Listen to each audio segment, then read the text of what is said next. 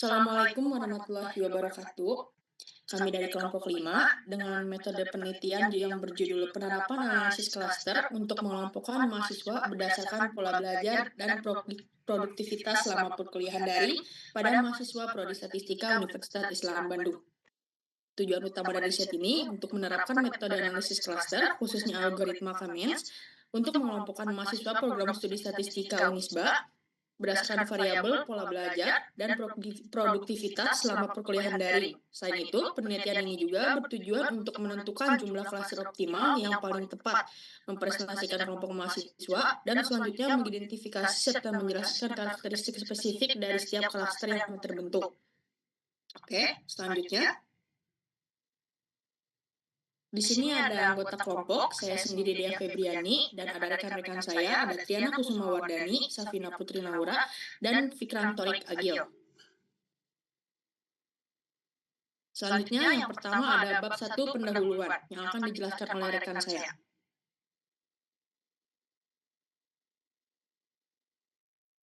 Selanjutnya ada latar belakang. Pada bagian latar belakang penelitian ini, kita berangkat dari fenomena perkuliahan daring yang menimbulkan tantangan baru bagi beberapa mahasiswa. Setiap mahasiswa tersebut tuh memiliki pola belajar dan juga tingkat produktivitas yang berbeda-beda yang dipengaruhi oleh motivasi, kemampuan beradaptasi, serta kondisi lingkungan belajarnya mereka.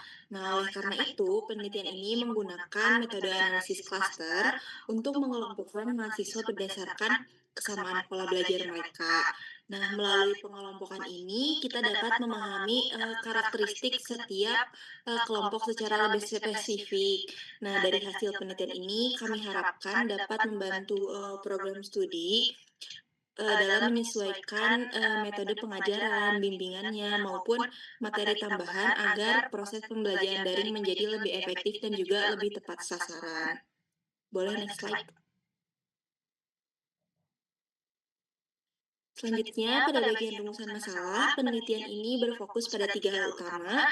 Yang pertama, bagaimana penerapan algoritma K-means clustering dapat digunakan untuk mengelompokkan mahasiswa berdasarkan variabel pola belajar dan juga produktivitasnya selama perkuliahan daring.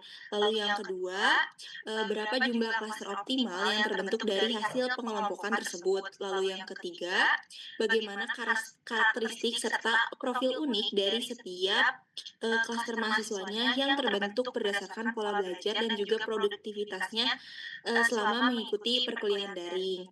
Lalu tujuan dari penelitian ini juga ada 3. Yang pertama, menerapkan metode analisis klaster khususnya algoritma K-means untuk mengelompokkan mahasiswa program studi statistika Fakultas MIPA Universitas Bandung. Lalu yang kedua, menentukan jumlah klaster optimal yang paling tepat dalam mempresentasikan kelompok mahasiswa berdasarkan pola belajar dan juga tingkat produktivitasnya selama perkuliahan daring. Lalu yang terakhir, yang ketiga, dapat mengidentifikasi serta menjelaskan karakteristik spesifik dari setiap klaster yang terbentuk, sehingga dapat memberikan gambaran yang lebih komprehensif mengenai profil dan juga dinamika belajar dari mahasiswa. Boleh next slide. Lalu yang selanjutnya, manfaat dari penelitian ini juga terbagi menjadi 3. Yang pertama, bagi institusi pendidikan. Nah, dari hasil penelitian ini dapat menjadi dasar bagi pengajar dan juga pihak kampus untuk merancang intervensi yang lebih spesifik, seperti contohnya memberikan bimbingan kepada kelompok mahasiswa dengan produktivitas rendah ataupun program pengayaan bagi yang berproduktivitas tinggi, sehingga strategi pembelajarannya dapat dibuat lebih adaptif. Lalu yang kedua, bagi ilmu pengetahuan, nah penelitian ini tuh menambah literatur tentang penerapan metode clustering pada data perilaku dan juga produktivitas mahasiswa dalam konteks pembelajaran daring. Lalu yang ketiga, bagi peneliti sendiri. Nah, penelitian ini menjadi sarana pembelajaran untuk memenuhi tugas akademik sekaligus menambah pengalaman dalam melakukan penelitian kuantitatif. Lalu selanjutnya urgensi dari penelitian ini. Nah, urgensi dari penelitian ini tuh terletak pada pentingnya memahami perbedaan pola belajar dan juga tingkat produktivitas mahasiswa selama perkuliahan daring. Setiap mahasiswa memiliki cara belajar yang berbeda dan juga Perbedaan ini tuh berpengaruh terhadap hasil belajar mereka. Nah, melalui riset ini, hasil pengelompokan diharapkan dapat membantu pihak kampus untuk merancang strategi pembelajaran yang lebih tepat sasaran sehingga proses belajarnya itu menjadi lebih efektif, adaptif, dan juga berkelanjutan di era digital. Boleh next slide. Selanjutnya akan dilanjutkan oleh rekan saya.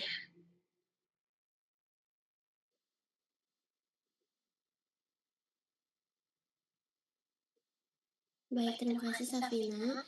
Untuk yang selanjutnya itu adalah temuan yang ditargetkan. Riset ini menargetkan pengelompokan mahasiswa berdasarkan pola belajar dan produktivitas yang serupa, mengidentifikasi ciri khas setiap kelompok seperti intensitas keaktifan, manajemen waktu, dan penyelesaian tugas untuk menjadi acuan dalam merancang strategi pembelajaran yang sesuai. Yang selanjutnya ada kontribusi terhadap ilmu pengetahuan. Penelitian ini diharapkan memperkaya literatur pendidikan dengan penerapan analisis klaster, membantu pengajar dan kampus merancang strategi pembelajaran yang adaptif dan berbasis data, serta memahami karakteristik mahasiswa di era digital. Luaran risetnya ada tiga. Yang pertama, artikel ilmiah yang dapat dipublikasikan pada jurnal pendidikan. Yang kedua itu visualisasi hasil analisis klaster berupa grafik atau peta kelompok mahasiswa. Yang ketiga itu rekomendasi kebijakan akademi untuk meningkatkan efektivitas pembelajaran daring berdasarkan hasil pengelompokan. Untuk bab selanjutnya, bab 2 yaitu tinjauan pustaka.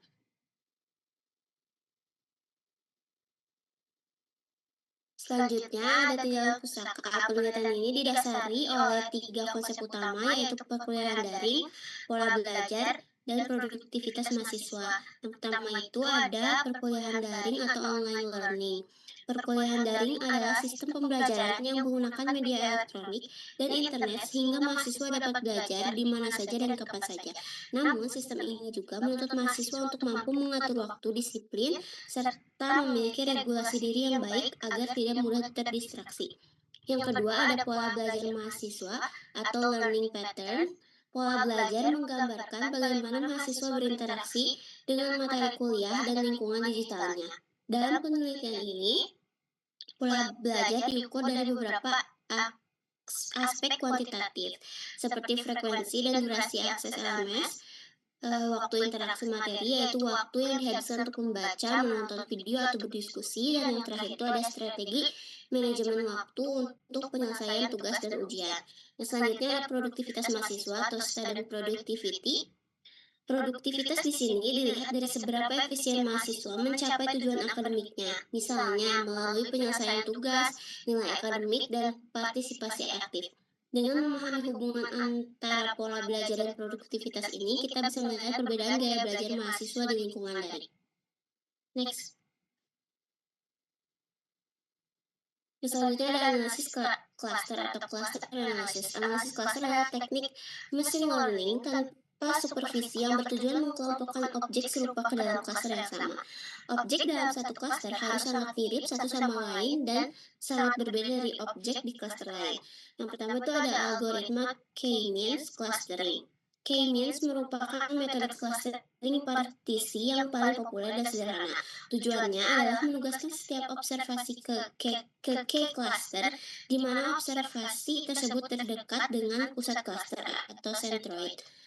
Langkah-langkahnya meliputi inisialisasi centroid, penugasan data ke centroid terdekat, dan pembaruan atau menghitung ulang centroid yang diulang hingga terjadinya konvergensi. Yang selanjutnya ada penentuan jumlah cluster optimal. Penentuan jumlah cluster optimal adalah langkah awal yang krusial. Metode yang umum digunakan meliputi metode elbow dan metode Silhouette. Metode Silhouette sering digunakan untuk menentukan jumlah cluster yang paling ideal. Penerapan K-means efektif digunakan untuk mengelompokkan mahasiswa berdasarkan tingkat keterlibatan mereka dalam e-learning. Hasilnya, menghasilkan profil yang dapat dimanfaatkan untuk merancang intervensi yang personal. Oke, next. Selanjutnya akan dilanjutkan oleh rekan saya. Oke, lanjut di sini pada data penelitian pada PKM yang kita buat itu diharapkan di sini kita tuh akan melakukan penelitian dengan secara kuantitatif, di mana data yang diambil itu merupakan data primer yang kita lakukan survei kepada mahasiswa pada tahun akademik 2025. Nah, dari situ juga pola pola yang kita ukur, variabel yang kita ukur ada dua, yaitu pola belajar dan produktivitas. Nah, di mana dari kedua itu diharapkan kita tuh dapat lebih baik gitu dalam mengukurnya dengan skala Likert 1 sampai 4. Nah, kami juga menggunakan kuesioner ini karena 3 alasan, yaitu untuk mengukur dimensi internal seperti regulasi diri yang memerlukan self-report. Kedua, agar tepat sasaran mengukur ciri khas tiap kelompok. Dan yang ketiga, untuk memenuhi tujuan riset, yaitu membuat data set untuk analisis klaster. Next. Lanjut di sini pada bab 3, di mana akan melanjutkan metode risetnya. Nah, pada bagian ini, di sini kita melakukan pelaksanaan yang dilaksanakan secara 5 bulan, dari Maret hingga Agustus 2026. Nah, data ini dikumpulkan secara daring melalui kuesioner atau mungkin bisa kita bilang secara online dengan bantuan dari aplikasi survei seperti Mooncake atau yang lain-lainnya.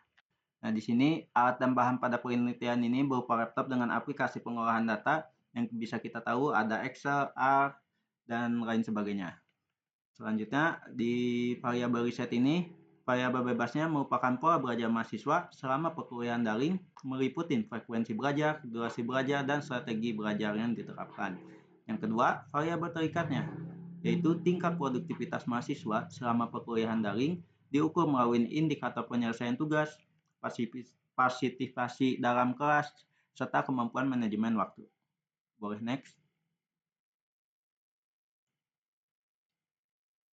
Selanjutnya, ada tahapan riset. Di sini kita akan melakukan perumusan masalah yang pertama. Yang kedua, pengumpulan data. Ketiga, perancangan riset. Keempat, pengolahan data. Kelima, penyajian data. Keenam, analisis data. Dan terakhir, penyusunan laporan akhir. Next.